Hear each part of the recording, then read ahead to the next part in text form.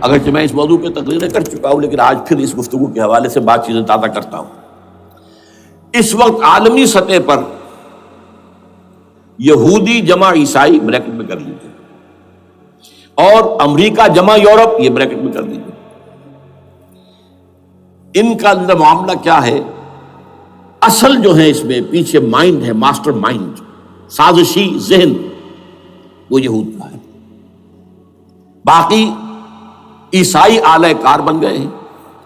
جو 100% اعلی کار ہے یہود کا وہ پروٹیسٹنٹس ہیں۔ پروٹیسٹنٹزم یہود ہی نے پیدا کرایا تھا، یہود ہی نے یورپ کے اندر سود کا رواج شروع کروایا، ورنہ سود حرام تھا وہاں پر بھی، یوزری بھی اور کمرشل انٹرسٹ بھی، دونوں حرام تھے، یہ یہودیوں نے کروایا۔ اور پھر پہلا بینک بنوایا ہے انگلستان کے اندر، بینک آف انگلینڈ، اور جو پوپ کے خلاف بغاوت کرائی تو پہلی بغاوت ہوئی انگلستان کے اندر، جو چرچ آف انگلینڈ علیحدہ ہو گیا پوپ سے، اور اسی کو یہودیوں نے قرار دیا یہ ہمارا ماڈرن اسرائیل ہے، یہ اسرائیل ہمیں دیا ہے گاڈ نے، یہ جو ہے برطانیہ۔ اس کے کچھ عرصے کے بعد یہی جو ہے ایکسوڈس ہوا ہے، اور وہ امریکہ میں جا کے آباد ہوئے۔ لہذا امریکہ کو بھی جیوز نے کہا ہے دس از اندر اسرائیل، یہ ہمارے اصل اسرائیل، ماڈرن اسرائیل یہ ہے، اس لیے کہ جو انہیں وہاں پر اقتدار حاصل ہوا ہے، جو قوت حاصل ہوئی ہے، جس قدر دولت انہوں نے وہاں جمع کی ہے، وہاں کے جس طریقے سے جکڑ لیا ہے حکومتوں کو، فرنگ کی رگے جہاں پنجائے یہود میں ہے۔ ٹھیک 100 سال پہلے علامہ اقبال یہ مشاہدہ کر کے آ گئے تھے یورپ میں، اور کون دیکھنے والا تھا کہ وہاں کیا ہو رہا ہے، بیہائنڈ دی سین کیا ہے، سامنے کیا ہے، پردے کے پیچھے کیا ہے۔ فرنگ کی رگے جہاں پنجائے یہود میں، اس وقت فرنگ کا امام تھا برطانیہ، یہ وہ سلطنت تھی جس پر سورج کبھی غروب نہیں ہوتا تھا۔ آج وہ فرنگ کا امام امریکہ ہے۔ یہ برطانیہ تو اب وہ جو ایک نظم ہے کہ بچپن میں پڑھی تھی، London bridge is going down going down going down, اس کی مثال ہے۔ برطانیہ کی کوئی حیثیت ہی نہیں ہے، ورلڈ پاور کی حیثیت نہیں ہے، وہ تو چھوٹا بھائی اس نے بنا رکھا امریکہ نے اپنا، تو اس حیثیت سے جو ہے اس کی کوئی حیثیت ہے، ورنہ کوئی اور حیثیت نہیں۔ بہرحال ان دونوں میں یہ ہے کہ پیچھے ماسٹر مائنڈ، سازشی ذہن، پلاننگ، سکیم ساری یہودیوں کی۔ اعلی کار امریکہ سب سے بڑھ کر، اس کے بعد برطانیہ، اور اس میں اصل پروٹیسٹنٹس، ان میں بیپٹسٹ، ان میں اس سے بھی آگے بڑھ کر ایونجلسٹ، جن کو کہتے ہیں بورن اگین کرسچنز، جن کو کہتے ہیں نیو کنزرویٹو کرسچنز، یہ تمام اصطلاحات آپ اخبارات میں پڑھتے ہوں گے، ان کو گروپ کر لیجیے۔ یہ اصل اعلی کار، ان کو ایک نیا نام دیا گیا ہے کرسچین زائنسٹ۔ ایک یہودی زائنسٹ ہیں، سارے یہودی زائنسٹ نہیں ہیں، بہت سے یہودی ہیں جو یہ زائنسٹ کے مخالف ہیں۔ چنانچہ میری ہیوسٹن میں ملاقات ہوئی تھی، ڈاکٹر وشو گراڈ، بہت بڑا پروفیسر ایمیریٹس یہودی، لیکن یہ کہ اس نے کہا، بڑے اجتماع میں کہا، ہمارا اجلاس تھا وہاں پر، ہم نے یہ جو ہے بلایا تھا، ایک یہودی، ایک عیسائی اور ایک مسلمان، تینوں جو ہے وہ تقریریں کریں۔ انہوں نے کہا تھا کہ وی آر ناٹ سپورٹنگ اسرائیل۔ اس نے وہ عیسائی جو آیا ہوا تھا پروفیسر، اس کی طرف، they are supporting Israel, we are not supporting Israel. اسی طرح میری جو ہوئی تھی round table conference, round table, اس میں ایک یہودی پروفیسر تھے، وہ ہسٹری کے پروفیسر، میں نام بھول رہا ہوں ان کا، انہوں نے کہا آئی ایم اینٹی زائنزم، میں زائنزم کے خلاف ہوں۔ تو زائنزم جو ہے اصل میں ایک سیکولر یہودیوں کی تحریک ہے، اور اس کے سب سے بڑے سپورٹرز کرسچین زائنسٹ وہ امریکہ میں بیٹھے ہوئے۔ تو یہ ہے صورتحال۔ یہ جان لیجئے کیتھولکس جو ہیں یہ اتنے پرو یہودی نہیں ہیں، اب رفتہ رفتہ وہ بھی اس کے اندر آ کر شامل ہو گئے۔ یورپ جو ہے زیادہ Catholics, Roman Catholics, Roman Catholics کا یہ بھی آپ نے جملہ پڑھ سنا ہوگا کہ یہ جو ترکی جو ہے ہمارا ملک، یہ جو کوشش کرتا رہتا ہے گھسنے کی یورپین یونین کے اندر، تو ایک دفعہ جان شراق نے کہا تھا، بڑا پیارا جملہ تھا، why doesn't Turkey understand that we are a Christian club؟ یہ ہماری جو یونین ہے یورپین، یہ تو کرسچین کلب ہے، وہ مسلمان ہے، وہ کس وجہ سے آنا چاہتا ہے بندہ، کیوں تو خود داخل ہونا چاہتا ہے؟ why doesn't Turkey understand that we are a Christian club؟ لیکن یہ ہے رومن کیتھولکس، اور ان کا میں بعد میں آپ کو بتاؤں گا۔ یہی آپ کو معلوم ہے کہ یورپ نے عام طور پر اسرائیل کا اتنا ساتھ نہیں دیا جتنا جو امریکہ دیتا رہا ہے، اور کسی درجے میں ان کے دلوں میں سافٹ کارنر جو ہے عرب فلسطینیوں کے لیے بھی رہا ہے۔ یہ معاملہ ایران کے بارے میں بھی رہا ہے، جس قدر اسٹرانگ ایکشن امریکہ لینا چاہتا ہے، یہ جو ہے اس کے ساتھ نہیں ہے۔ یہ دراصل فرق ہے، وہ میں اس کا ایک بنیاد بعد میں بتا دوں گا آپ کو۔ بہرحال ان کا ایک جو ایجنڈا ہے وہ دو سمجھیے کہ دو اس کے نکات ہیں، دو رسیوں کے مانند یہ آپس میں بٹا ہوا ہے۔ پہلا، عالم اسلام کے مادی اور مالیاتی وسائل خصوصاً تیل پر قبضہ، یہ ان کا دنیاوی اعتبار سے، دولت کے اعتبار سے، وسائل کے اعتبار سے اس وقت کا ایجنڈا ہے۔ ویسے تو اس سے اوپر وہ چاہتے ہیں پوری دنیا پر، وہ تو بات کی بات ہے، لیکن ابھی نہ وہ روس کو چھیڑ رہے ہیں نہ چین کو چھیڑ رہے ہیں۔ چین تو ان کا سب سے بڑا جو ہے بزنس پارٹنر ہے، سب سے بڑا، اور چین کو رفتہ رفتہ وہ اپنی لائن پر لا رہے ہیں۔ اب تو صرف یہ کہ وہ ایک پارٹی گورنمنٹ وہاں رہ گئی ہے جو کہ کمیونزم کے دور کی یادگار ہے، باقی ان کی جو اکانومی ہے وہ تو آ چکی ہے اسی رخ کے اوپر جو یورپ کی ہے، مغرب کی ہے۔ نمبر دو ایجنڈا کیا ہے؟ دنیا میں کہیں بھی اسلام کے بحیثیت ایک نظام زندگی ظاہر ہونے کا کوئی موقع نہیں دینا۔ We have to nip the evil in the bud at any cost۔ یہ ان کے ایجنڈے کا دوسرا بڑا حصہ۔ یہ دو ہے انٹرٹوائنڈ، جیسے آپ لڑیوں کو بٹ دے کر رسی بناتے ہیں، ایسے یہ دو لڑیے ہیں۔ اسلام کا پولیٹیکل سوشو اکنامک سسٹم کہیں نہ آ جائے دنیا میں، ہو نہ جائے آشکارا شر پیغمبر کہیں، یہ ابلیس نے کنکلوڈ کیا ہے، وہ جو ابلیس کی مجلس شورا ہے، ہو نہ جائے آشکارا شر پیغمبر، کہیں ایسا نہ ہو کہ پیغمبر کی شریعت دنیا کے سامنے آ جائے، پیغمبر کا نظام آ جائے۔ الحذر، آئین پیغمبر سے 100 بار الحذر، حافظ ناموس زن، مرد آزما مرد آفری، یہ معاشرتی نظام ہو گیا۔ موت کا پیغام ہر نوع غلامی کے لیے، نہ کوئی فخر و خاکہ نہ گدائے رہنشی، یہ سیاسی نظام آ گیا، اور کرتا ہے دولت کو ہر آلودگی سے پاک و صاف، منعموں کو مال و دولت کا بناتا ہے امین۔ تم دولت کے امین و مالک نہیں ہو، اور اس سے بڑھ کر اور کیا فکر و عمل کا انقلاب، بادشاہوں کی نہیں اللہ کی ہے یہ زمین، ان الارض للہ، یہ نظام کہیں نہ آ جائے دنیا، یہ جس پہ کہ وہ خطرہ محسوس کر رہا تھا۔ اور اس کے بعد یہ کہتے ہیں، یہ تو تھا عصر حاضر کے تقاضے، لیکن یہ کہ صورتحال کیا ہے؟ ہو نہ جائے آشکارا شر پیغمبر کہیں، ہے یہی، یہ معاملہ اس طرح رکھو کہ خود مومن ہے محروم یقین، یہ غنیمت ہے کہ خود مومن ہے محروم یقین۔ ہمیں اگر کوئی سہارا ملتا ہے تو اس سے کہ مومنوں کو بھی، نام نہاد مسلمانوں کو بھی اپنے اس نظام پر یقین نہیں، وہ نماز پر یقین رکھتے ہیں، روزے پر رکھتے ہیں، زکوٰۃ کو بھی جو بھی اللہ تعالیٰ جس کو توفیق دیتا ہے، حج کرتے ہیں، عمرے کرتے ہیں، یہ ہے سب، لیکن یہ کہ یہ غنیمت ہے، چشم عالم سے رہے یہ پوشیدہ یہ آئین تو خوب۔ وہ ابلیس کہتا ہے کہ یہ آئین چشم عالم سے پوشیدہ رہنا چاہیے، یہ غنیمت ہے کہ خود مومن ہے محروم یقین۔ ہمارے لیے جو ہے اگر کوئی سانس لینے کی جگہ ہے وہ یہ ہے، حوصلہ افزائی اگر ہے تو اس میں ہے کہ خود مومن محروم یقین ہے، اس کے سامنے وہ راستہ ہے ہی نہیں۔ اب لیجئے یہودیوں کے ایجنڈے کو میں تجزیہ کر رہا ہوں۔ سب سے پہلے world bank, IMF، globalisation, TRIPS, ان تمام ہتھ کنڈوں کے ذریعے عالمی مالیاتی استعمار جو بظاہر امریکہ کا ہوگا حقیقتاً یہود کا ہوگا۔ یہودیوں کے نزدیک پوری نوع انسانی حیوانوں کے مانند ہے۔ They are not human beings, they are goyams, they are Gentiles۔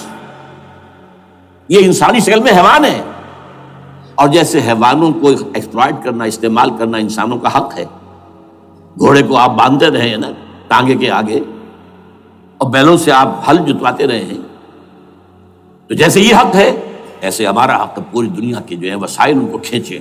ہاں جیسے گھوڑے اور بیل کو بھی کچھ نہ کچھ دانا تو ڈالنا پڑتا ہے، چارہ تو دینا پڑتا ہے، تو ان کو بھی کچھ دو۔ یہ پوری نوع انسانی ورکرز بن کر رہ جائے، حیوان بن جائیں، بالکل شہوت کے غلام بنا دو انہیں، اخلاقی اقدار کا بیڑا غرق کر دو، خاندانی نظام کو تہوبارہ کر دو۔ یہ باقاعدہ جو protocols of the elders of the Zion سب میں موجود ہے، لکھا ہوا، جو 1897 میں انہوں نے پاس کیا اپنا پروگرام بیسل میں، سوئٹزرلینڈ کا ایک شہر ہے۔ Protocols of the elders of the Zion, ان کو حیوان بنا دو، بس حیوانوں سے کام لیتے رہو۔ ہاں ان کی کمائی کا کچھ حصہ ان کے لیے چھوڑ دو، وہ بھی زندہ رہیں، وہ بھی آخر کام کیسے کریں گے، اور اصل جو ہے ملائی کھینچ دو اپنے اس نظام کے ذریعے سے، world bank, IMF، stock exchange, TRIPS, globalisation, اس کے ذریعے سے عالمی مالیاتی استعمار۔ نمبر 2، ایک ہے ان کا ایجنڈا، یہ تو عالمی ہے، دوسرا ایجنڈا کیا ہے؟ وہ لوکل ہے۔ وہ کیا ہے؟ گریٹر اسرائیل کا قیام، جس میں مصر کا سارا زرخیز علاقہ شامل ہوگا، جو ڈیلٹا کا علاقہ کہلاتا ہے اس کا، جہاں کے اس وقت کے بادشاہ نے، حضرت یوسف علیہ السلام کے زمانے کے بادشاہ نے، وہ فرعونہ کے خاندان میں سے نہیں تھا، وہ عرب تھا، عربوں ہی سے کسی وقت کوئی قوم آئی تھی جو کہ مصر پر قابض ہو گئی تھی، اس نے حضرت یوسف کے خاندان کو لا کے وہاں آباد کیا، بہترین جشن کا علاقہ کہلاتا ہے، بہترین۔ وہ کہتے ہیں ہمارا ہے، ہم رہے وہاں پر کئی سو برس تک رہے، عراق ہمارا ہے، وہاں ہمیں قید میں رکھا گیا، نبوکدنضر لے گیا تھا۔ عرب کا شمالی حصہ جو ہمارا ہے، وہاں خیبر میں یہودی قلعے تھے، اور وہاں مدینے کے اندر جو ہے 3 قبیلے یہودی تھے جنہیں محمد نے صلی اللہ علیہ وسلم نے وہاں سے نکال باہر کیا تھا۔ یہ جارڈن یہ ترکی کا بھی کچھ حصہ ہمارا ہے، باقی پورا لبنان اور پورا فلسطین، یہ سب اس کے اوپر بنے گا ایک greater Israel. This is there local agenda, اور اس کے لیے ضروری ہے ایک بہت بڑی جنگ، ایسے آسانی سے نہیں ہو جائے گا۔ آرمگڈون، جس کو حضور نے فرمایا الملحمۃ العظمیٰ، الملحمۃ الکبریٰ، بہت بڑی جنگ، جس کی خوفناکی اور تباہ ناکی کا اندازہ اس سے کیجئے۔ حضور فرماتے ہیں کہ اگر ایک باپ کے 100 بیٹے یا ایک دادا کے 100 پوتے ہوں گے تو ان میں سے 99 ختم ہو جائیں گے، ایک بچے گا۔ اور ایک جگہ فرماتے ہیں اتنی اموات ہوں گی، اتنی لاشیں ہوں گی کہ ایک نفاست پسند پرندہ جو ہے، جو گندگی پہ نہیں اترنا چاہتا، ایک تو ہے یہ کوے، چیلیں، گدھ، وہ تو گندگی ہی کی تلاش میں ہے مردار کھانے کے لیے، وہ تو لاشوں کو نوچ رہے ہوں گے۔ وہ پرندہ جو ہے نفاست پسند پرندہ، وہ نہیں اتر سکے گا، اڑتا اڑتا چلا جائے گا، لیکن لاشوں کا سلسلہ ختم نہیں ہوگا، یہاں تک کہ تھک ہار کر لاشوں پر گر جائے گا۔ یہ دور نہیں ہے، اس لیے کہ اس پر متفق ہیں یہودی بھی اور عیسائی، پروٹسٹنٹس، عیسائی اس کے اوپر پوری طرح متفق ہیں۔ آرمگڈون، جسے آپ تھرڈ ورلڈ وار کہہ لیں، الملحمۃ العظمیٰ کہہ لیں، الملحمۃ الکبریٰ کہہ لیں حضور کے الفاظ میں، یہ آئے گی۔ اس کے نتیجے میں گریٹر اسرائیل بنے گا۔ نمبر 3، پھر بنے گا تھرڈ ٹیمپل، جو ٹائٹس نے گرا دیا تھا 70 میں، سن 70 عیسوی، جسے گرے ہوئے کتنا عرصہ ہو گیا؟ 2008، اندازہ کر لیجئے 1800 کتنے برس ہو چکے۔ وہ دوبارہ بنائیں گے تھرڈ ٹیمپل، اور اس کے لیے مسجد اقصیٰ کو گرائیں گے، اور ڈوم آف دی راک، قبۃ الصخرہ، وہاں لا کر پھر اس میں کنگ ڈیونز تھرون لا کے رکھا جائے گا۔ یہ بھی میرے علم میں پہلی مرتبہ اسی ٹرمپٹ رسالے سے آیا۔ وہ کیا ہے؟ حضرت داؤد کا، آج سے کتنے ہزار سال پہلے کی بات ہے، اندازہ کیجیے، 1000 قبل مسیح، اور یہ اب 2000 ہو گیا عیسوی، 3000 برس تو ہو گئے۔ وہ کیا تھا؟ ایک پتھر تھا جس پر بٹھا کر حضرت داؤد کی تاج پوشی کی گئی تھی، پھر اسی پر حضرت سلیمان کی تاج پوشی ہوئی، پھر اسی پر ان کے بادشاہ آتے رہے، تاج پوشی ہوتی گئی۔ ٹائٹس نے جب گرایا ہے سن 70 عیسوی میں، یروشلم کو برباد کیا، 1,33,000 یہودی ایک دن میں قتل کیے، ایک دن میں، باقی نکال دیا، بھاگ جاؤ یہاں سے۔ اس کو کہتے ہیں diaspora, that started in 70 AD، یہ منتشر ہو گئے، جس کا جال سنگھ سمایا چلا گیا، یورپ میں چلے گئے، شمالی افریقہ میں، مسلمان ملکوں میں، انڈیا میں آ گئے، ایران میں آ گئے، سب جگہ وہاں سے نکال دیے گئے، ڈائسپورا۔ بہرحال وہاں سے وہ ٹائٹس وہ پتھر لے گیا، وہ روم میں لے گیا، روم سے کسی طرح وہ آئرلینڈ پہنچ گیا۔ آئرلینڈ پیور کیتھولک ملک ہے، آپ کو معلوم ہوگا، اور وہاں پر پروٹیسٹنٹس کی اور کیتھولکس کی جنگیں ہوتی رہتی ہیں۔ کبھی بھی شیعہ سنی مسلمانوں کی اس طور سے خانہ جنگی نہیں ہوئی ہے جیسے کہ وہاں ان دو عیسائیوں میں، کیتھولکس اور پروٹیسٹنٹس میں ہوتی ہے۔ وہ رومن کیتھولک ملک ہے بیچ میں۔ وہاں سے وہ انگلینڈ میں آیا، انگلینڈ میں جب آ گیا، بلکہ وہاں سے اسکاٹ لینڈ سے انگلینڈ میں پھر اس کو ایک کرسی کے اندر اس کی سیٹ کی حیثیت سے بنا کر ایک تھرون کی شکل دے دی گئی۔ اور وہ جو ویسٹ منسٹر ایبے ہے، برطانیہ کی پارلیمنٹ کے ساتھ جو چرچ ہے ویسٹ منسٹر ایبے، وہاں اس کو لا کے رکھ دیا گیا۔ اس وقت سے برطانیہ کے بادشاہوں اور ملکاؤں کی تاج پوشی وہاں ہوتی ہے۔ تو ایک یہ ہے کہ پھر اس کو لا کر وہاں رکھیں گے۔ اب یہاں سے اختلاف ہے، یہ نوٹ کر لیجیے۔ یہاں تک عیسائیوں کا، یہودیوں کا ایجنڈا ایک ہے، یہاں اختلاف ہے۔ یہودیوں کے نزدیک ان کا مسیح آئے گا اور وہ وہاں بیٹھ کر پوری دنیا پر راج کرے گا۔ وہ مسیح جس کی خبر دی گئی تھی شروع کی کتابوں میں، جو تورات کی ابتدائی کتابیں ہیں، وہ تو حضرت مسیح کی شکل میں آ گئے۔ دی پروفیسی واز فلفلڈ۔ یہودیوں نے نہیں مانا، انہیں تو قرار دیا جادوگر ہے، کافر ہے، مرتد ہے، ولد الزنا ہے، اور اپنے بس پڑتے سولی پر چڑھا دیا۔ تو دوسری بات ہے اللہ نے کیا کیا، وہ ایک علیحدہ مسئلہ ہے۔ چنانچہ یہ کہ دی سچویشن از ویکنٹ، وہ مسیحا کی جگہ ابھی باقی ہے ان کی، and they are waiting for ہم۔ تو وہ آئے گا اور وہ یہاں اس تخت داؤد پر بیٹھ کر پوری دنیا پر حکومت کرے گا۔ عیسائیوں کا کہنا کیا ہے کہ در حقیقت حضرت مسیح نازل ہوں گے، سیکنڈ کمنگ آف جیسس، جس کو ہم بھی مانتے ہیں۔ اگرچہ ہوگا کیسے، حالات و واقعات کا کیا ہمارے نزدیک رنگ ہے وہ کچھ مختلف ہے، وہ میں اس کو بیان نہیں کر سکتا۔ حضرت مسیح علیہ السلام پھر اس تخت پر بیٹھیں گے ان کے عیسائیوں کے مطابق۔ چنانچہ پوپ جو مر گیا ہے، پال سیکنڈ، اس کو یہ ٹرمپٹ والے کہتے ہیں شیطان، اور ان کا کہنا یہ ہے کہ اس شیطان نے the old ancient Roman holy Roman empire کو ریوائیو کیا ہے یونائٹڈ یورپ بنا کر، اور ان کا مقصد کیا ہے کہ یہ فلسطین میں ایک رومن کیتھولک حکومت قائم کرنا چاہتے ہیں۔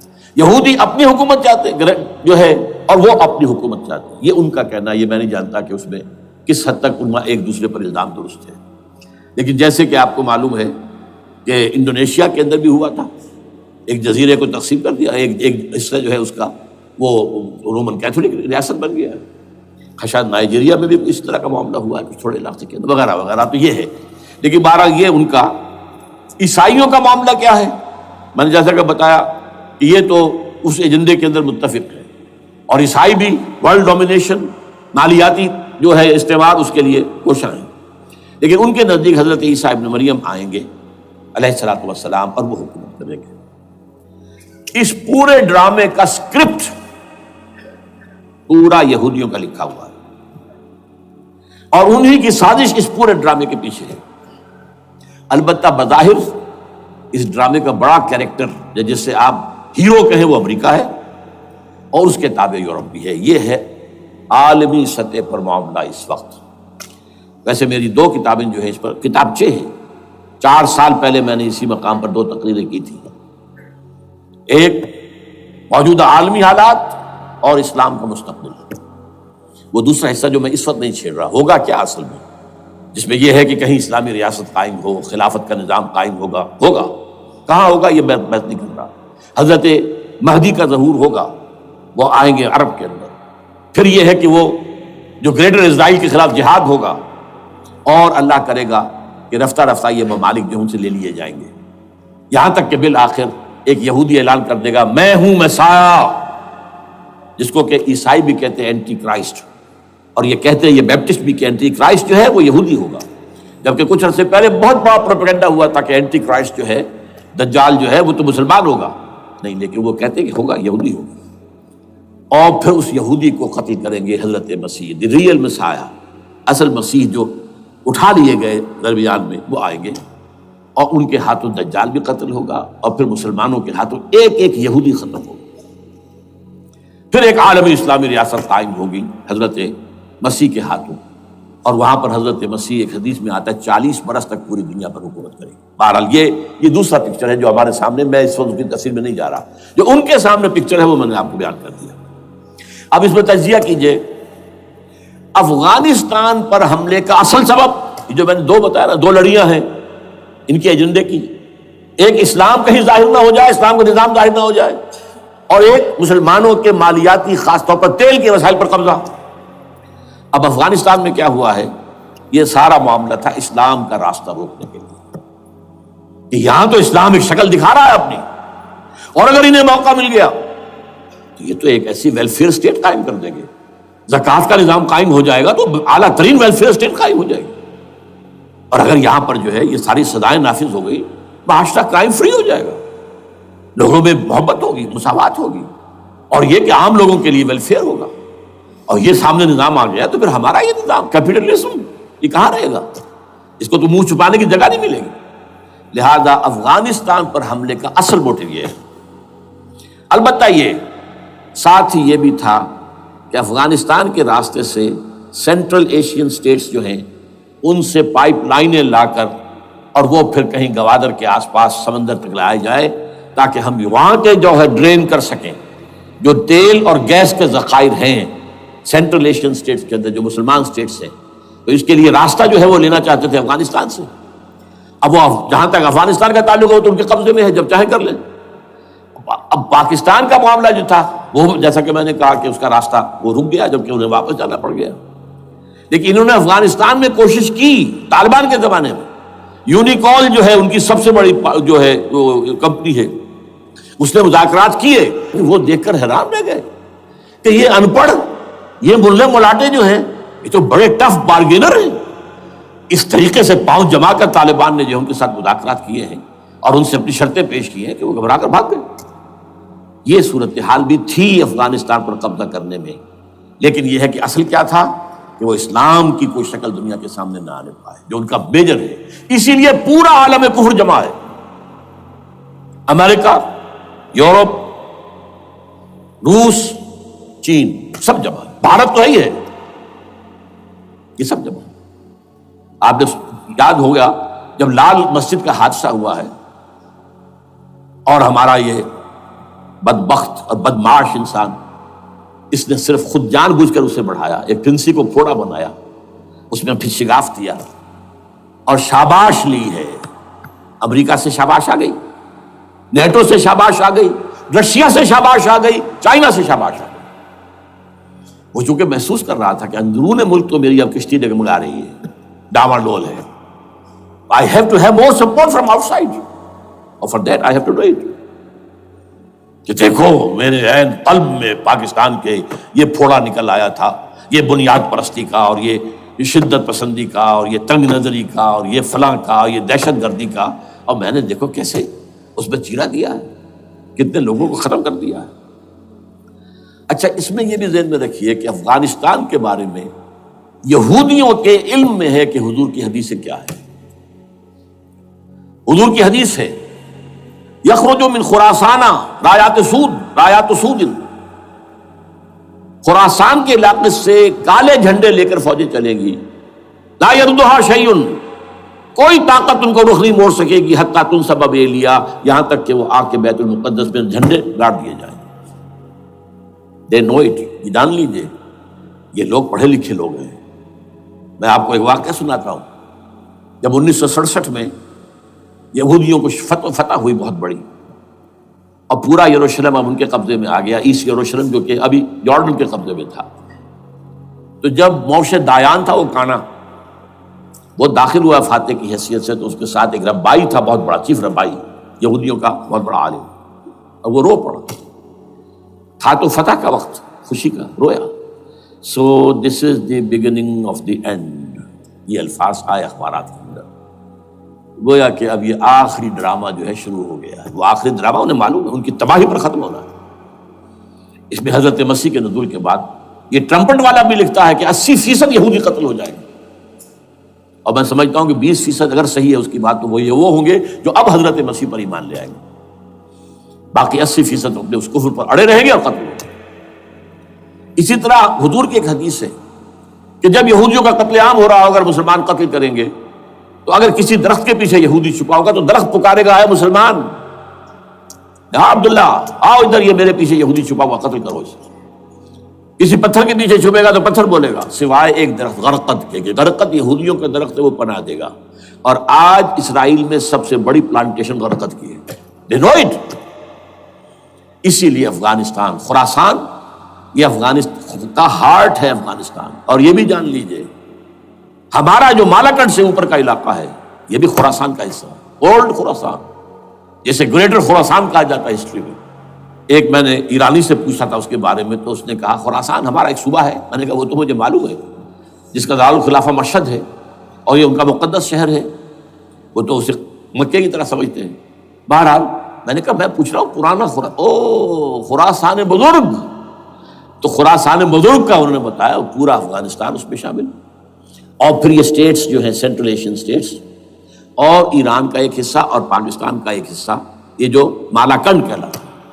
اور یہ بڑی معنی خیز بات ہے کہ وہیں مالاکنڈ سے تحریک چلی ہے جو اصل تحریک ہے طالبان پاکستان، وہ سوات سے چلی ہے. بہرحال اس وجہ سے، اس پہلو سے یہ جو ہے افغانستان پر حملے کا سب سے بڑا سبب وہ تھا. دوسرا جو تھا وہ یہ کہ ان کو جو پائپ لائن لے کے آنی تھی اس کے لیے، لیکن وہ ظاہر بات ہے کہ اس میں جو ہے جو طالبان نے وہ ان کی چکمے میں نہیں آئے. اس پر ایک کتاب ہے کہ جو انگریزی میں ہے عابد اللہ جان کی، Afghanistan the genesis of the last crusade. Afghanistan سے آخری صلیبی جنگ کا سلسلہ شروع ہو رہا ہے. بہت جو ہے چشم کشا ہے، معلومات افزا ہے، انگریزی میں ہے. اچھا، عراق میں معاملہ برعکس تھا. عراق میں تیل کا معاملہ بھی تھا تو صرف امریکہ کا تھا. جو یورپ ہے وہ زیادہ تر کیسپین کے ایریا کے تیل کی طرف نگاہیں رکھتا ہے. یہ جو ہے یہ اصل میں سارا جو ہے یہ امریکہ کا معاملہ ہے. اور دوسری طرف یہ کہ یہاں کو مذہبی سلسلہ نہیں تھا، حالانکہ تھا، وہ یہودیوں کا تھا. وہ کیا تھا؟ Extension, first step towards the establishment of greater Israel. یہ بات اچھی طرح سمجھ لیجیے. یہاں پہ تیل کا معاملہ بھی میں نے کہا تھا نا، یہ دو لڑیاں ہیں جو چل رہی ہیں. تیل کا معاملہ یہاں خاص طور پر عراق کے اندر زیادہ، افغانستان میں بہت کم. لیکن یہ کہ یہاں پر بھی جو اصل ہے بیہائنڈ دی سین، جو اصل چیز کیا ہے کہ گریٹر اسرائیل کے قیام کی طرف پہلا قدم.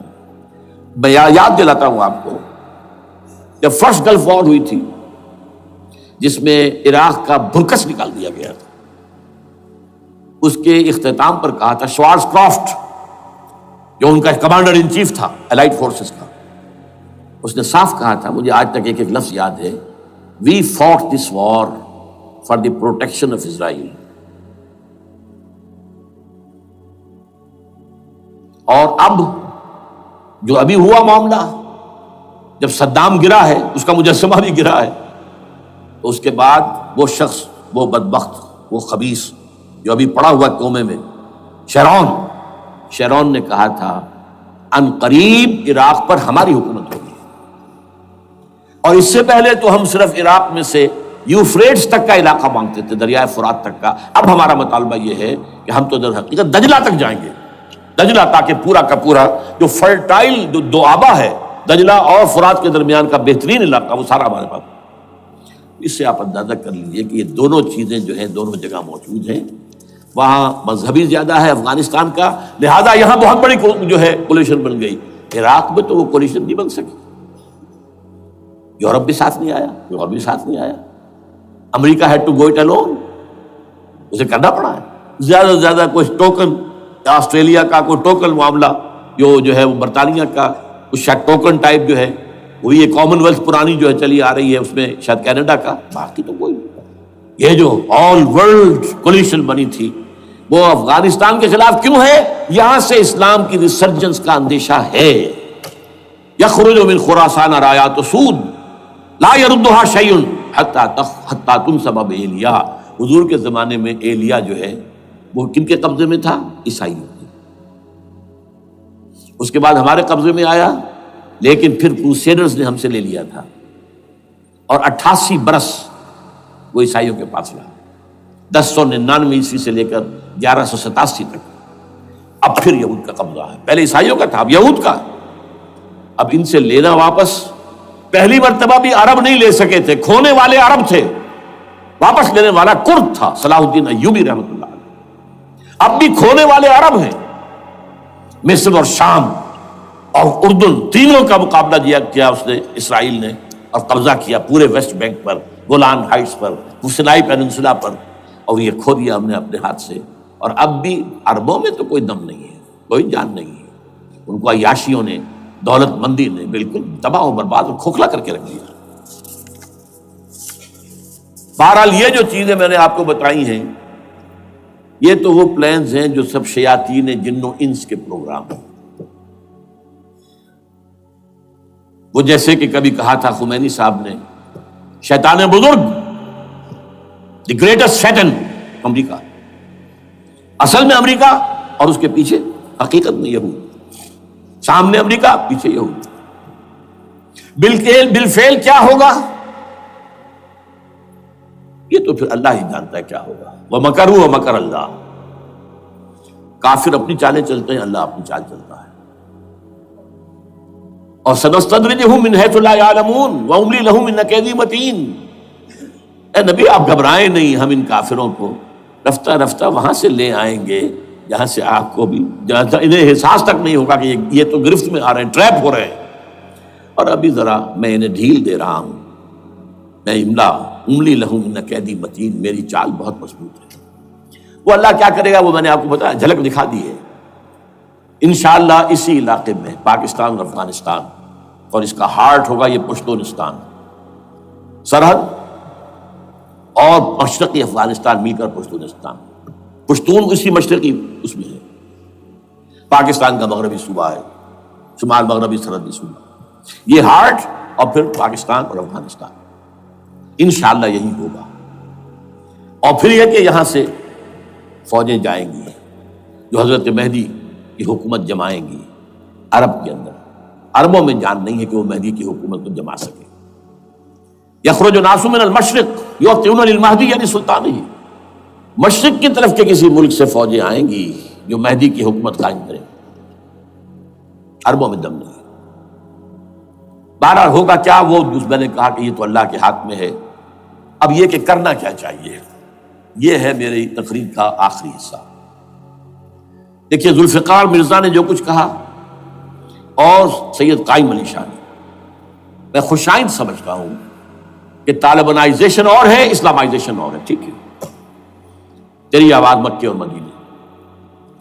طالبانائزیشن کے اندر کچھ بغیر تعلیم یافتہ، کچھ جذباتی، اس طرح کے لوگ بھی ہیں جن میں انتہا پسندی بھی ہے، جیسے کہ میں پہلے بیان کر چکا. افغانستان میں ہوا ہے، افغانستان کے اندر بھی رفتہ رفتہ وہ اپنی چیزوں سے نکل رہے تھے، نکل جاتے ہیں، لیکن موقع نہیں دیا گیا. نپتی ایول ان دی بٹ ختم کر دیا گیا.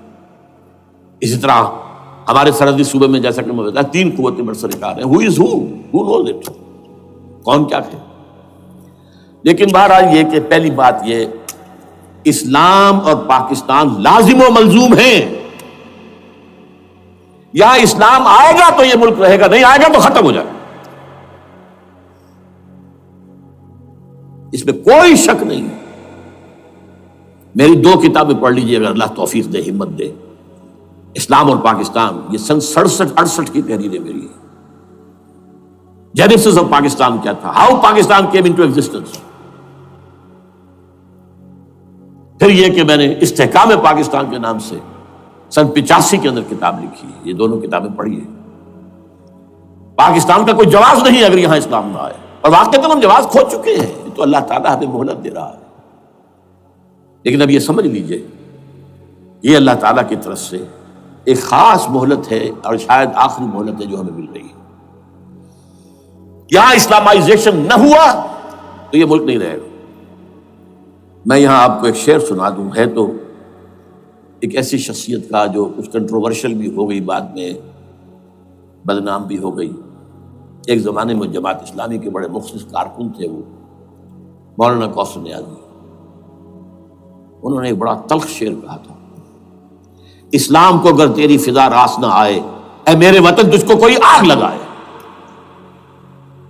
ہمیں اسلام چاہیے، اور اسلام نہیں آئے گا تو یہ ملک نہیں رہے گا. کوئی زرداری، کوئی نواز شریف اس ملک کی بقا کی ضمانت نہیں دے سکتا. اس کی بقا ہے اگر تو اسلامائزیشن میں. 61 سال کی ہماری بے وفائی اللہ کے ساتھ کیے ہوئے وعدے کی، اس کا ایک عذاب ادنا ہم جھیل چکے ہیں. 71 یاد کی، سن 71 پاکستان 2 لخت، 93,000 مسلمان پاکستانی بھارت کی قید میں بھیڑوں بکریوں کی طرح ہانک کر لے جائے گئے، ٹرکوں میں بھر بھر کر، جیسے کہ ڈیرہ غازی خان سے بھیڑیں بکریاں آتی ہیں لاہور میں ذبح ہونے کے لیے. کنسنٹریشن کیمپس میں.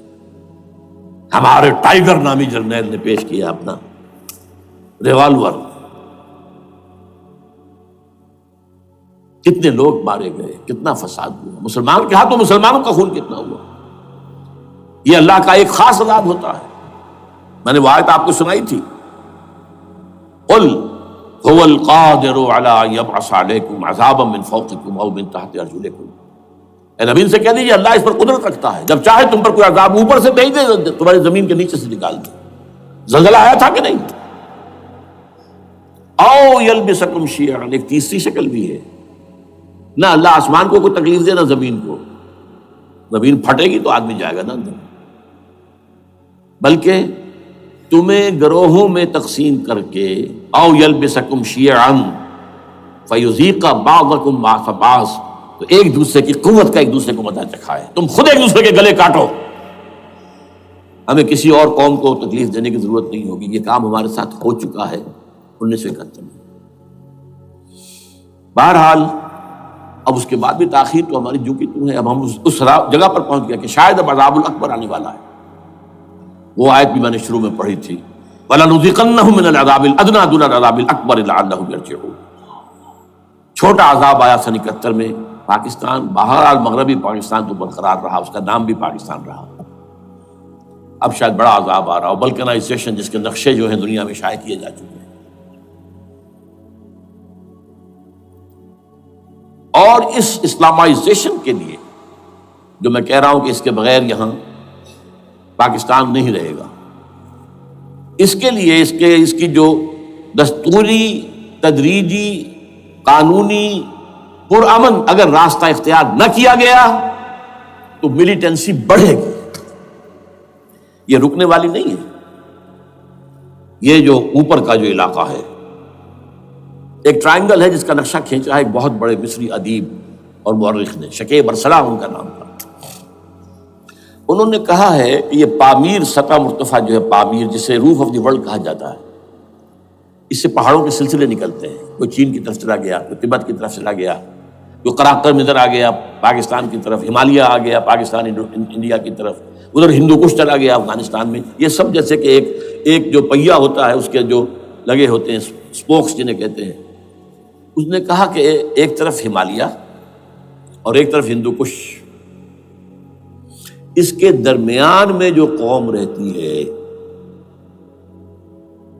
اب نوٹ کر لیجیے, یہ ہمالیہ کا اینڈ جو ہے مغربی, وہ کیا ہے, یہ نتیا گلی وغیرہ اسی کا حصہ ہے. اس کے بعد ختم, دریائے سندھ بہ رہا ہے, لیکن اوپر جا کر وہ ٹرن دیتا ہے رائٹ کو, تو پھر اب وہ قراقرم اور ہمالیہ کے درمیان جاتا ہے, یہاں تک کہ انڈیا سے جو اس کا داخلے کا راستہ آ جاتا ہے. لیکن یہ جو ہے یہ درمیانی راستہ, یہ اصل میں ہندو کش ادھر اور ہمالیہ ادھر, اس کے درمیان جو قوم آباد ہے. اور اس ٹرائنگل کا بیس ہے مالاکنڈ کا پہاڑ. مالاکنڈ, ہمالیہ, ہندو کش. اس ٹرائنگل میں جو قوم آباد ہے, شکیب ارسلان کہتا ہے اگر پوری دنیا میں اسلام کی نبضیں ڈوب جائیں تب بھی یہاں کے لوگوں میں اسلام کی نبض چلتی رہے. یہ وہ علاقہ ہے جہاں سے پاکستان کے طالبان کا آغاز ہوا, جہاں سے پرامن تحریک چلی تھی اس کا راستہ روک دیا گیا. اب وہ شدت پسندی پر آ گئے, اور یہ شدت پسندی بڑھے گی اگر آپ نے تشدد سے روکا. اگر امریکہ کے چمچے بنے رہے, اگر امریکی ایجنڈے ہی کو پورا کرتے رہے اور اپنے لوگوں کو مارتے رہے, تو جواب میں گریک چراغ حقیقت کو گل کیا تم نے, تو موج دودھ سے صد آفتاب ابھریں گے. یہ آپ جو آ رہے ہیں, کہاں سے آ رہے ہیں آپ کے یہ خودکش حملہ آور؟ یہ وہی ان لوگوں کے رشتہ دار ہیں نا جو امریکی بمبارڈمنٹ میں مارے گئے ہیں. کتنے ہیں جن کے بچے ختم ہو گئے, بیٹے مر گئے. یہ جو ہمارے ہاں ایک کمانڈوز کے کیمپ کے اوپر جو حملہ ہوا تھا اور خودکش بمبار, جس سے کہ شاید 18-19 بہترین آپ کے کمانڈوز ختم ہوئے تھے, وہ کون تھا؟ وہ خود کمانڈو تھا. اندر کوئی اور تو جا ہی نہیں سکتا تھا, یہ کمانڈوز کا کیمپ تھا, اور اس کے میس میں لوگ کوئی جا سکے. وہ خود کمانڈو تھا. اس کی بیٹی لال مسجد کے اندر جلی تھی. اب آپ اندازہ کیجئے کہ اس کے دل میں جو کھول رہا تھا اس کا جذبہ, اس نے اس کو ٹھنڈا کیا خود جان دے کر. تو جان لیجیے ادھر باجوڑ میں حملہ ہوا تھا، ادھر جو ہے ہماری ملٹری پریڈ کے اوپر حملہ ہو گیا. تو یہ بات رکے گی نہیں. اور یہ ظاہر بات ہے کہ اب شمال سے لے کر نیچے تک کی بات ہے. وہاں پر بھی میں نے شروع بھی کہا تھا کہ خطرہ حقیقی ہے، غیر حقیقی نہیں ہے، وہمی اور خیالی نہیں ہے. اس لیے کہ اب جو اس علاقے سے جا رہے ہیں ہجرت کر کے کراچی، وہی ان کی جگہ ہے، وہیں پر ان کے رشتہ دار ہیں، محسود ہیں، وزیری فلاں ہے، یہ ہے وہ ہے، وہاں جا رہے ہیں. اور وہاں پر بھی ظاہر بات ہے کہ جو کچھ ہو رہا ہے افغانستان میں اور جو کچھ ہو رہا ہے شمال سرحدی صوبے میں، اس کا ایک تسلسل ہوگا. میں یہاں یہ عرض کر دوں آپ سے کہ تقریباً 4 سال قبل، بلکہ 4.5 سال، میں انتہائی مایوسی کو پہنچ چکا تھا کہ پاکستان کا وجود باقی نہیں رہے گا. میں نے یہی تقریر کی ہے 29 فروری سن 2004 کو اسی جگہ. پاکستان جواز کھو چکا. یہ اسلام کے نام پر تھا. ویئر اسلام؟ جو اسلام یہاں وہ تو بھارت میں بھی ہے، وہ تو امریکہ میں بھی ہے. وہ کہاں ہے اسلام کا سیاسی نظام، اسلام کا تعزیراتی نظام، اسلام کا کرمنل لا، اسلام کا سول لا، اسلام کے فیملی لاز کہاں بنائے تھے اس شخص نے جو فیلڈ مارشل بنا تھا، خود ساختہ، جو اس نے قوانین بنائے تھے. تمام علماء نے کہا تھا، تمام مکتبہ فکر کہ غلط ہے. تحریک کوئی نہیں اٹھائی، یہ ان کی غلطی تھی، کوتاہی تھی. جمہوریت کی تحریک میں شامل ہو گئے، اس پر کوئی تحریک نہیں چلائی. بہرحال وہ نظام کہاں ہے؟ وہ نظام تو قائم نہیں کیا. اس حوالے سے یہ اپنا جواز کھو چکا ہے. دو ریشنل ہے، ریزون دیت جسے کہتے ہیں فرینچ کے اندر، ریزون دیت کسی چیز کی ریزن، ریشنل آف ایگزسٹنس. اس کے بعد یہ ہے کہ پچھلے سال سے کچھ مایوسی میں کمی ہوئی. Number 1، chief justice of Pakistan Iftikhar Muhammad Chaudhry کے اندر ہمت اللہ نے دی، وہ کھڑا ہو گیا. جرنیلوں کے جم گھٹے کے اندر ایک سویلین آدمی جو ہے جس درجے کا مرعوب ہو سکتا ہے آپ اس کا اندازہ کر لیجیے. اور اس کے بعد اسپونٹینیس موومنٹ وہ کلا ہے، انہومی شے، سوچ نہیں سکتے ہم. یہ موومنٹ جو ہے یہ کوئی اسٹریٹ ارچنز کی چلائی ہوئی نہیں ہے، یہ ہمارے ہاں کے گاموں ماجوں کی نہیں ہے، بلکہ یہ تو پڑھے لکھے لوگ، وکیل، کالے کوٹ، کالی ٹائیاں، پینٹ، یہ جو سختیاں جھیلی ہیں انہوں نے. ابھی تک وہ تحریک چل رہی ہے. اگر اس سے ظاہر بات ہے وقت گزرنے کے ساتھ ساتھ اس کی وہ تیزی اور تندی میں تو کمی آئی، اور حکومت کو موقع ملا ان کے اندر کوئی رفت پیدا کرنے کا بھی. لیکن بہرحال ان دونوں چیزوں سے میری مایوسی میں قدرے کمی ہوئی. اب دوسری بات وہ تھی 18 فروری کے الیکشن کا پرامن طور پر منعقد ہو جانا. میں یہ سمجھتا تھا کہ جو اس کے اندر دخل اندازی ہے، ریگنگ ہو گئی ہوگی. کیسے ممکن ہے پاکستان میں الیکشن ہو اور ریگنگ نہ ہو؟ پھر تحریک چلے ہی چلے، کیونکہ تحریک تو چل رہی ہے پہلے سے، صرف اس کے اوپر تیل اور ڈالنا ہے نا. اور پھر بدامنی ہوئی ہو، اور پھر دونوں طرف گدھ بیٹھے ہوئے ہیں. NATO forces in the west, Indian forces on the east, they will march into Pakistan. اور پاکستان کے ایٹمی دانت توڑ کر Pakistan will be put at the mercy of India, Bharat. Now do whatever you like. Condoleezza Rice کا میں آپ کو بیان سنا چکا ہوں. پاکستان کے مستقبل کا فیصلہ امریکہ اور بھارت بھی کرتا. بہرحال اب تیسری جو امید ہوئی ہے، یہ کل پرسوں میں جو ہوئی ہے، کولیشن جو ہے یہ ناکام ہوتی نظر آ رہی تھی. لیکن یہ کہ صدر کے مواخذے پر یا صدر کے خلاف جو ایک کاروائی ہو رہی ہے، اللہ کرے کہ وہ پوری ہو جائے، یا اس سے بھی بہتر ہے کہ وہ خود ہی استعفیٰ دے کر دفع ہو جائے. بہرحال یہ کہ اس سے بھی کچھ امید کا پہلو جو ہے پیدا ہوتا ہے. اب یہاں اسلامائزیشن کا پرامن، تدریجی اور اسلام کا اور دستوری اور قانونی طریقہ کیا ہے؟ وہ طریقہ کیا ہے؟ 1949 اور 50 میں جو عمل شروع ہوا تھا، جو اس کے بعد سے آج تک جو ہے ختم ہو گیا، اس کو اثر دور شروع کیا جائے. دوڑ پیچھے کی طرف اے گردش ایام کی. 49 میں کیا ہوا تھا؟ قرارداد مقاصد. وہ گویا کہ پاکستان میں نظام خلافت کی جڑ تھی جو رکھ دی گئی تھی کہ sovereignty belongs to Allah and whatever authority we have it's a sacred امانت. یہ تو اصل میں استعمال کی جائے گی یہ قوت کتاب و سنت کے دائرے کے اندر. دس از خلافہ. ان ایسنس اٹ از خلافہ. خلافت کی بنیاد رکھ دی گئی. اس سے پہلے 48 میں سن 47 کی ایک تقریر کی وجہ سے جو غلط فہمی پیدا ہوئی تھی قائد اعظم کی 11 اگست کی، اس کا انہوں نے کراچی کے ہائی کورٹ بار ایسوسیشن میں جا کے کہہ دیا تھا. کچھ لوگ شرارت کے ساتھ یہ پروپیگنڈا کر رہے ہیں کہ پاکستان میں دستور شریعت پر مبنی نہیں ہوگا، یہ فتنہ ہے، غلط کہہ رہے ہیں. نفی کر دی تھی. اب یہ دوسری بات ہے کہ اندھوں کے اندھے جو ہیں وہ اس 11 اگست کی تقریر کو لیے پھرتے ہیں اس کے ایک جملے کو، اور یہ اتنی کھلی بات جو کی شریعت کا لفظ. شریعت پاکستان کا دستور جو سمجھتا ہے کہ شریعت پر نہیں مبنی ہوگا وہ غلط کہتا ہے، وہ شریر ہے، شرارت پیدا کر رہا ہے. یہ قائد اعظم کے الفاظ. بہرحال اس کے بعد ایک عمل کیا ہوا تھا سن 50 میں، یہاں کے سیکولر عناصر نے ایک بڑا شور مچایا، کس کا اسلام لاؤ گے؟ شیعہ کا، سنی کا، دیوبندی کا، بریلوی کا، وہابی کا، کس کا اسلام؟ اللہ تعالیٰ غریق رحمت کرے ان بزرگوں کو. پاکستان کے تمام مذہبی مکاتب فکر کی ٹاپ کی قیادت جمع ہو گئی کراچی میں. شیعہ بھی، اہل حدیث بھی، بریلوی بھی، دیوبندی بھی. 31 علماء، جماعت اسلامی بھی، مولانا مودودی بھی اس میں تھے. انہوں نے 22 پرنسپلز ایگریڈ اپون، دستور بنانے کے لیے 22 پرنسپلز ہیں، حاضر بناؤ دستور. اب کوئی دلیل نہیں رہی، کوئی عذر نہیں رہا. تمام مکاتب فکر کے لوگ جمع. بعد میں ہوا کیا ہے، اس میں کس کا کتنا رول ہے، یہ بڑی درد بھری داستان ہے. میں اس وجہ کو چھیڑنا نہیں چاہتا. حاصل کیا ہے، وہاں سے ہمارا پروسیس ڈیریل ہوا، کچھ اپنوں کے کیے، کچھ بیرونی دباؤ کے تحت. قرارداد مقاصد کی سزا دی گئی لیاقت علی خان کو، تم نے پاس کرائی ہے. اسے ایسے قتل کیا گیا کہ سراغ تک نہیں ملا کہ کس نے قتل کیا. یہ ایسے تو نہیں ہوتا، اس سے پیچھے بڑے بڑے کریکٹرز، بڑے بڑے کردار. اب اس کے بعد وہ عمل کیسے شروع ہو؟ ضیاء الحق نے جو ایک ادارہ قائم کیا تھا فیڈرل شریعت کورٹ، اصولی اعتبار سے بہترین قدم تھا.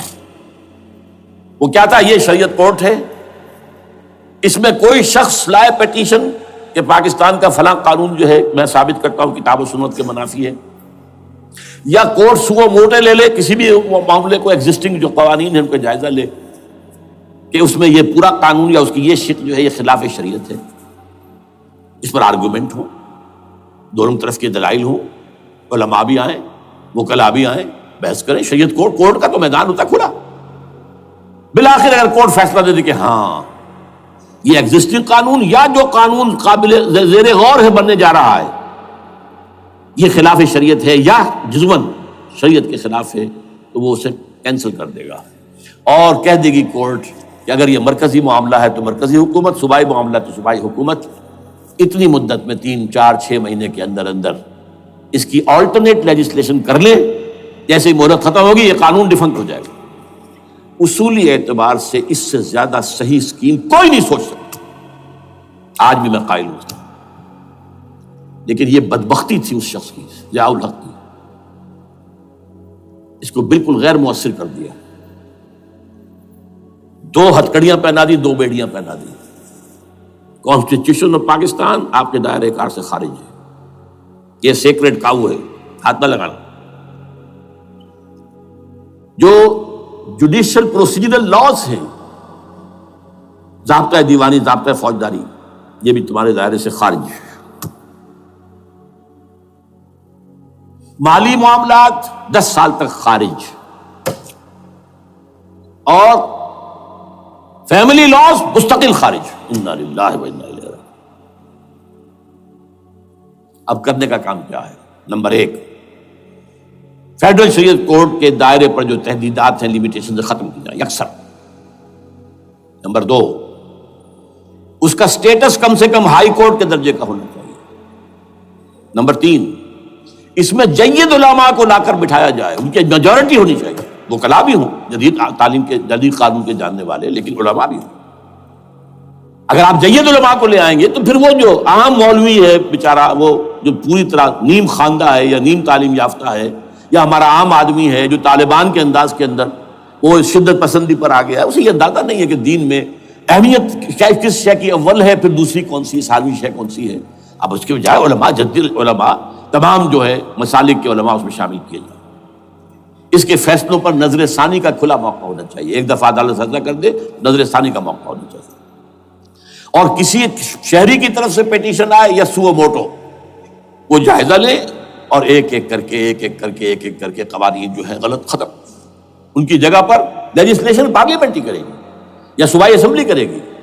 کورٹ کا کام لیجسلیشن نہیں ہے. وہ یہ کہہ سکتا ہے کہ یہ معاملہ جو ہے شریعت سے تجاوز کر گیا ہے، یا فلاں جو قانون تو بنانے چلے اس کی یہ جو ہے شریعت کے خلاف ہے، بس فیصلہ یہ دے گی.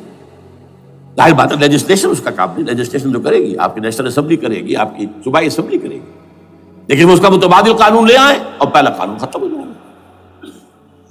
اچھا، اس عرصے کے دوران جو کونسل آف اسلامک آئیڈیالوجی پر ارب روپیہ خرچ ہوا ہے، اس کی رپورٹوں کے انبار لگ گئے ہیں، کسی ایک سفارش کو بھی آج تک پارلیمنٹ میں پیش نہیں کیا گیا.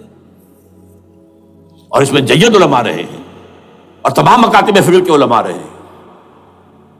ان کی رپورٹوں کو رفتہ رفتہ پارلیمنٹ کے سامنے لایا جائے اور ان کے ذریعے سے نئی قانون سازی کی جائے. اگر آپ یہ قانونی دستوری راستہ کھول دیں گے اور تجدیداً اس طریقے سے Islamisation of laws of Pakistan ہو جائے تو ظاہر بات ہے کہ پھر جو دہشت گرد ہیں، دہشت پسند ہیں، جن کو آپ خطرہ کہہ رہے ہیں، خطرہ، طالبان آنند، طالبان آئے، طالبان آ رہے ہیں، اور ڈرو اور بچو اور مقابلے کی تیاری کرو اور اسلحہ تیار کرو. اگر یہ کام کریں گے تو پھر ظاہر بات ہے کہ وہ تو فساد ہوگا، اور فساد کا نتیجہ کیا نکلے وہ اللہ ہی بہتر جانتا ہے. لیکن یہ پروسیس جو میں نے بیان کیا ہے، اگر اس پر عمل ہو جائے تو یہ وہ پروسیس ہے جسے جنرل حمید گل نے کہا تھا کہ اگر ایسا ہو جائے تو یہ سافٹ ریولوشن ہوگا، بغیر تشدد کے، بغیر کسی اور کے. اگر نیت ٹھیک ہے اور اگر یہ واقعی جیسے قائم علی شاہ نے سمجھ لیا ہے اور جیسے کہ ذوالفقار مرزا نے سمجھ لیا ہے، اسلامائزیشن اگر اس کو سب سمجھ لے، زرداری بھی سمجھ لے اور نواز شریف بھی سمجھ لے اور سب سمجھ لے، تو ظاہر بات ہے کہ پھر کسی توڑ پھوڑ کے بغیر، کسی اور بدامنی کے بغیر، کسی تشدد کے بغیر اسلامائزیشن یہاں ہو جائے تو سب کے دل خوش ہو جائیں گے اور یہ سارا جو بھی تشدد ہے، یہ دہشت گردی ہے، اس کے راستے بند ہو جائیں. اگر ایسا نہیں کرتے تو غیر تعلیم یافتہ یا نیم تعلیم یافتہ، جن کو کوئی پورا تصور نہیں ہے، نہ دنیا کے حالات کا علم ہے، نہ شریعت کے جو اصل مصادر اور منابع ہیں، اصل سورسز، ان تک رسائی ہے، بس کچھ چیزیں سن رکھی ہیں. یہ تو معلوم ہے انہیں کہ داڑھی رکھنی ہے، سنت ہے، لیکن یہ کہ یہ فرض تو نہیں ہے بھائی، پھر اس کی کوئی خاص مقدار تو معین نہیں ہے، یہ تو نہیں جانتے. ویڈیوز ہیں، آڈیوز ہیں، ان میں گانے ہیں، اس میں آپ کو معلوم ہے کہ عریانیت ہے، جو بھی ویڈیوز ہیں، اور وہ تو ان کو جلائیں گے ان کی دکانوں کو. آپ تعلیم دے رہے ہیں لڑکیوں کو، وہ جانتے ہیں جو تعلیم آپ دینا چاہتے ہیں. آپ تو ڈانس کی تعلیم کو بھی وہاں پر نافذ کر رہے ہیں. آپ نے تو تعلیم کا شعبہ ہی دے دیا اسماعیلیوں کے ہاتھ میں، لہذا ان کا تو رد عمل ہوگا، ہوئے. اس کا راستہ اگر روکنا ہے تو اس پروسیس سے جو میں نے بیان کر دیا ہے، جس کو میں بیان کر رہا ہوں نہ معلوم کب سے. نواز شریف صاحب، ان کے والد میاں محمد شریف صاحب مرحوم، اور شہباز شریف صاحب اور عباس شریف صاحب، چاروں میرے پاس آئے تھے، 2 دفعہ آئے تھے، اور میں نے یہ ترمیمی بل پیش کیا تھا جس کے آئٹم میں نے آپ کو گنوا دیے. بہرحال نہیں کیا کچھ انہوں نے. لیکن یہ کہ اگر یہ نہیں کریں گے تو یہ کہ دوسری طرف یہ سمجھ لیجئے اس وقت پاکستان کے دینی مدرسوں میں شدید تحریک چل رہی ہے.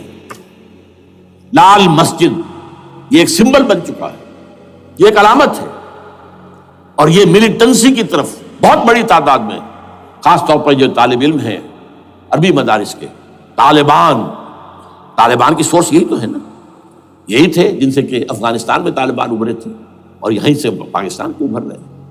ان کے اندر شدید لہر ہے اور کوئی بہت بڑا فساد ہو گیا اگر خدا نہ خواستہ تو that will be the end of Pakistan.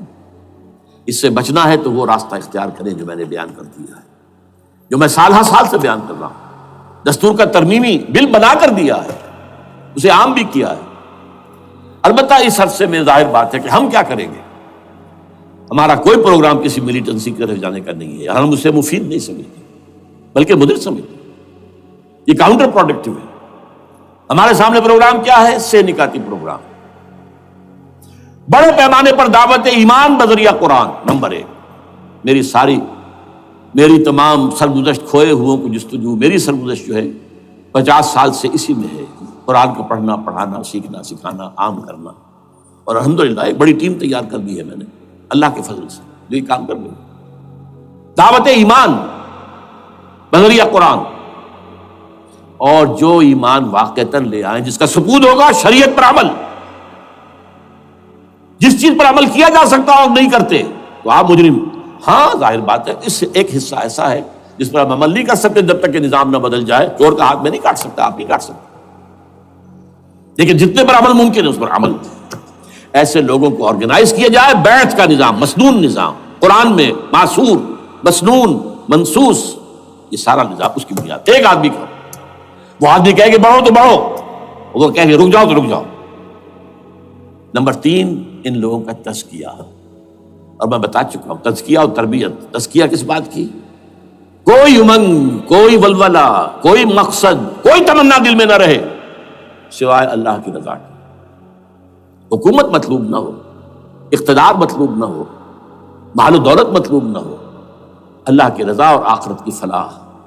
ہر تمنا دل سے رخصت ہو گئی۔ حضرت مجنون کا مصرع، اب تو آجا، اب تو خلوت ہو گئی، اے اللہ تو آجا میرے دل میں، میرے دل سے ہر تمنا نکل چکی ہے، خلوت ہے۔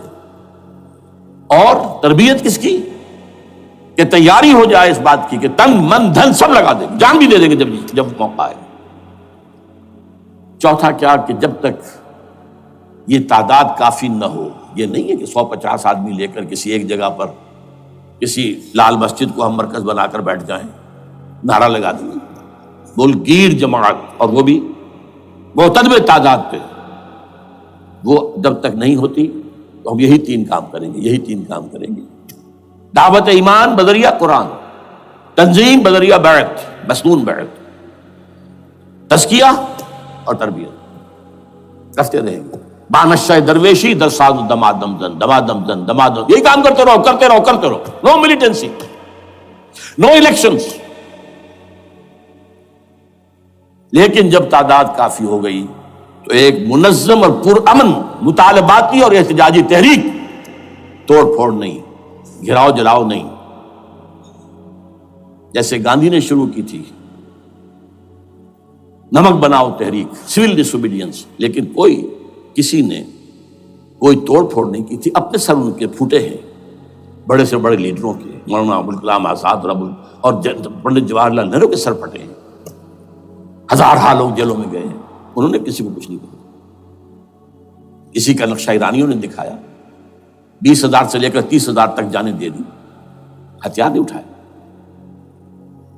اس لیے کہ ہتھیار بھی استعمال کرو گے تو اوپر جو حکومتیں ہیں ان کے پاس تو بے تحاشا فوج ہے، ان کے پاس ٹینک ہے، ان کے پاس ہوائی جہاز ہیں، ہیلی کاپٹرز ہیں، گن شپ ہیلی کاپٹرز ہیں، کیا نہیں ہے۔ پرامن منظم مطالباتی اور احتجاجی تحریک۔ اللہ کرے کہ ہمیں اس کے لیے جو مہلت درکار ہے وہ مل جائے۔ ہمیں معلوم نہیں کہ کہیں وہ مہلت ختم ہی نہ ہو رہی ہو، لیکن اگر ہم آخری سانس تک اس کام میں لگے رہیں گے تو انشاءاللہ اللہ تعالیٰ کے ہاں ہم معذور قرار پائیں گے۔ اللہ تعالیٰ جو ہے ہمیں درگزر ہم سے فرمائے گا کہ جو کچھ میں کر سکتا تھا اللہ میں کرتا رہا، آخری دم تک کرتا رہا۔ اگر یہ ہے تو اپنی تو کامیابی ہے، باقی کیا ہوتا ہے ملک کا میں کچھ نہیں کہہ سکتا، اللہ بہتر جانتا۔ اقول قولی ھذا واستغفر اللہ لی ولکم ولسائر المسلمین والمسلمات